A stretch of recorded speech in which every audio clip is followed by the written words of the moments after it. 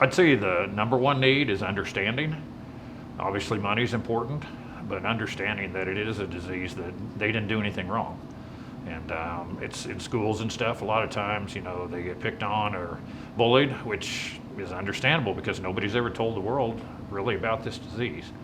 And the money that we raise helps them a lot with the expenses on insulin and on, travel back and forth. They have to go every 3 months to the endocrinologist, to have checkups, and it costs a lot of money for gas. And if they have to stay, and just all the expenses, it's thousands of dollars a year. And the Emporia Community Foundation has helped us be able to help the kids in this area, and it's important to me. It's very important.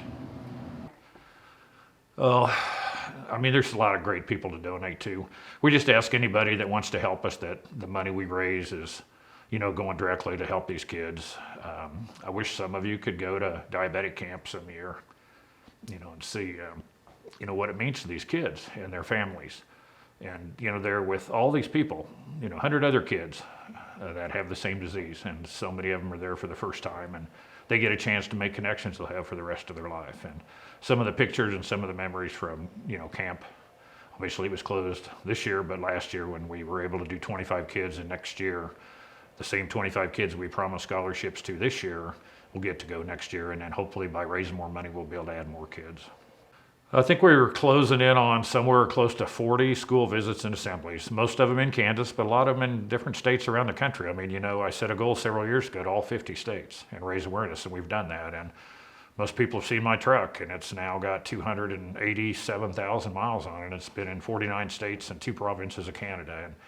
And the school assemblies are just vitally important because these kids that are diagnosed, they go back to school and nobody knows what they're doing, and whether they're giving themselves shots or they are wearing these devices on their body, and people are questioning them, why maybe they get special treats and why they get to go to the bathroom more often or go to the nurse's office more often. Kids question a lot of this, but when we do the assemblies, as a lot of people know, we give out bright yellow Team Schnak shirts, and we've given out over 15,000 of them now since we started. And it's pretty powerful to walk in a room and see, hundreds of kids, wearing these shirts to support, some of their classmates.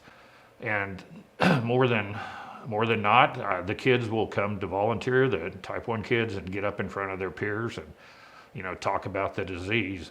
By just doing that, it's very empowering, and it's great for the families. We always invite the parents and the grandparents.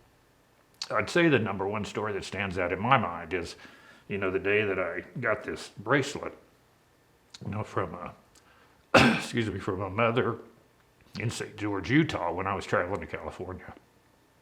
And they had lost their little girl who was 5 to misdiagnosis of this disease. And that just, when she gave me this bracelet, I told her I would wear it every day, and I have.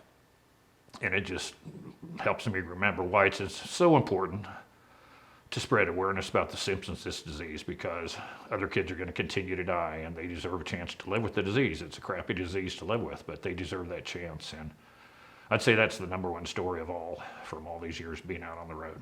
Thank you to anybody that's not only donated to us this year, but in the past. And I understand this year if people have other needs, and the number one thing this year with COVID and everything is take care of your families first. And if you can help us after that, that would be great. And if not, we'll look forward to seeing you next year.